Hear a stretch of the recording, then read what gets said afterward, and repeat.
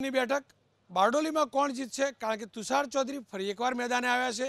3 એવા કોંગ્રેસે ઉમેદવાર ઊભા રાખ્યા છે જે 2009માં UPA 2 જ્યારે હતી ત્યારે સરકારની અંદર હતા, શાસક પક્ષમાં હતા। જગદીશ ઠાકોર સાથે સાથે તુષાર ચૌધરી પણ હતા અને ભરતસિંહ સોલંકી હતા।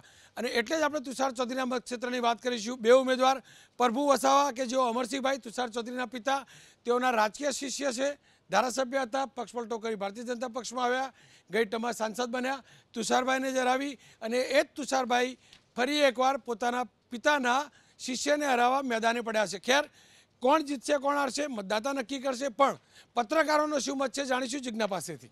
બિલકુલ રોનક, જણાવી દઈએ પત્રકારોનો શું મત છે આ મહાપોલમાં આપણે દર્શકોને જણાવવા જઈ રહ્યા છે।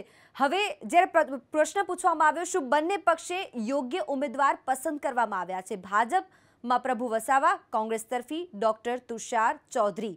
10માંથી 6 પત્રકારોએ ભાજપ તરફી હા કહી છે અને 10માંથી 7 પત્રકારોએ કોંગ્રેસ માટે હા કહી છે, એટલે કે યોગ્ય ઉમેદવાર પસંદ કરવામાં આવ્યો। કોણ જીતશે આ સવાલ જ્યારે ભાજપ માટે પૂછવામાં આવ્યો, 10માંથી 8 પત્રકારોએ હા પાડી તો 10માંથી 2 પત્રકારોએ કોંગ્રેસ માટે હા પાડી છે। કેટલા મતથી જીત કે હાર થશે? તો 83,500 મતથી ભાજપ જીતશે, આવું અત્યારે પત્રકારો જણાવી રહ્યા છે। રોનક, ખેર, સૌથી મોટી વાત